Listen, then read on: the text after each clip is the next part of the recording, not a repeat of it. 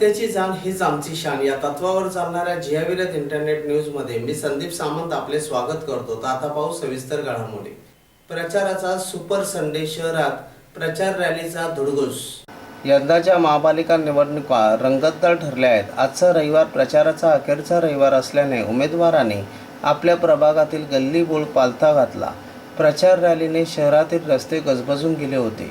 प्रभाग क्रमांक 59 कान्होजी जयदेव मैदान बागशाळा मैदानमध्ये शिवसेनेचे उमेदवार सौ प्रीती जयनाथ म्हात्रे, राष्ट्रवादीचे उमेदवार सौ स्वाती विलास म्हात्रे, अपक्ष उमेदवार सौ रेणुका जोशी, प्रभाग क्रमांक 48 बावनचाळ येथे शिवसेनेचे उमेदवार रेखा जनार्दन म्हात्रे, प्रभाग क्रमांक 61 विष्णुनगर शिवसेनेचे उमेदवार श्रीकांत धाकू बिरमुळे, प्रभाग क्रमांक 60 गणेश मंदिर काँग्रेसचे उमेदवार सौ रत्नप्रभा भास्कर म्हात्रे, प्रभाग क्रमांक 82 अंबिकानगर भारतीय जनता पार्टीचे महेश पाटील, शिवसेनेचे भाऊसाहेब चौधरी, प्रभाग क्रमांक 74 पाथर्ले गावठाण मनसेचे उमेदवार मंदताई सुभाष पाटील, प्रभाग क्रमांक 66 आयरेगाव काँग्रेसचे उमेदवार राहुल संतोष केने, प्रभाग क्रमांक 77 दत्तनगर काँग्रेसचे प्रणव केने तसेच अनेक पक्षाचे अनेक उमेदवारांनी मतं मागण्यासाठी मोठ्या प्रमाणात रॅली काढली होती।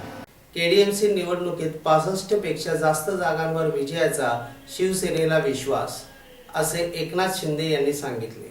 अनेक वर्षापासून केडीएमसीत सत्तेत असलेली शिवसेना भाजप युती यंदाच्या 5व्या निवडणुकीत स्वतंत्रपणे लढत आहेत। केंद्रात आणि राज्यात भाजपा सरकारने आपले स्थान बळकट केले आहे। मात्र कल्याण डोंबिवलीत यंदा या दोन्ही पक्षाने स्वबळावर निवडणूक लढवण्याचे ठरवले आहे। त्यामुळे राज्याचे सार्वजनिक बांधकाम मंत्री तथा ठाणे जिल्ह्याचे पालकमंत्री एकनाथ शिंदे आणि राज्याचे मुख्यमंत्री देवेंद्र फडणवीस यांची परीक्षा सुरू आहे। सत्ता आणण्यासाठी दोन्ही पक्ष आपली ताकद पणाला लावित आहे। मात्र शिवसेना या निवडणुकीत 65 पेक्षा जास्त जागांवर विजय मिळवेल आणि एकहाती सत्ता स्थापन करेल असा विश्वास सार्वजनिक बांधकाम मंत्री एकनाथ शिंदे यांनी डोंबिवलीत दिला।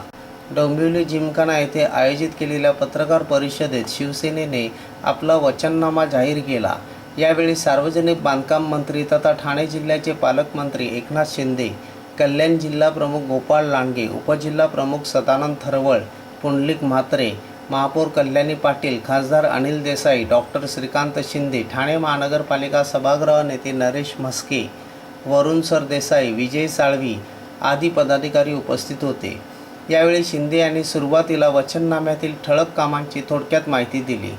हा वचननामा विरोधकांच्या अपप्रचाराला सडेतोड उत्तर असल्याचे शिंदे यांनी यावेळी सांगितले। शिंदे यांनी भाजपाचे नाव न घेता बेडूक कितीही फुगला तरी त्याचा बैल होत नसल्याचे सांगताना त्यांचे फक्त 9च नगरसेवक आहे अशा शब्दात खिल्ली उडवली।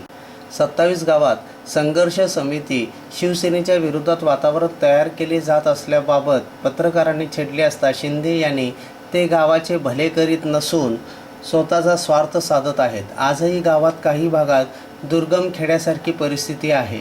संघर्ष समिती स्वतःचा स्वार्थ साधित असल्याचा आरोप केला।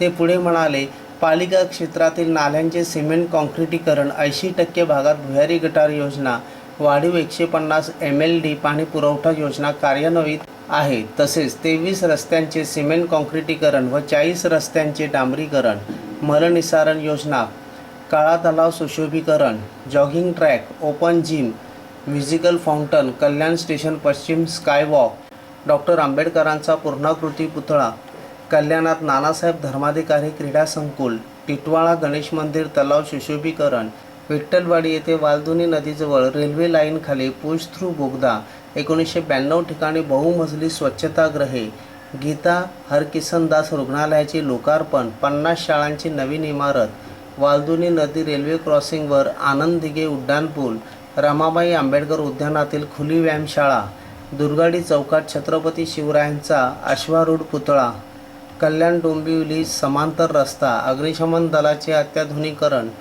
परिवहन सेवेचे सक्षमीकरण, पर्यावरण संवर्धनासाठी डोंबिवलीत गॅस शववाहिनी आणि डोंबिवलीत क्रीडा संकुलात जलतरण तलाव।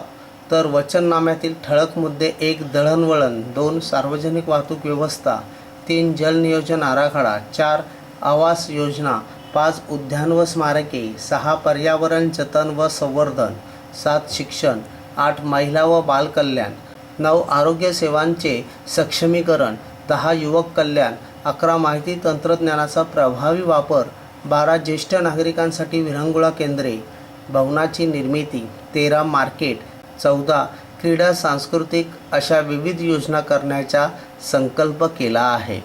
तर याचबरोबर हे बातमीपत्र संपले. पुन्हा भेटू याच वेळी याच ठिकाणी. तोपर्यंत धन्यवाद.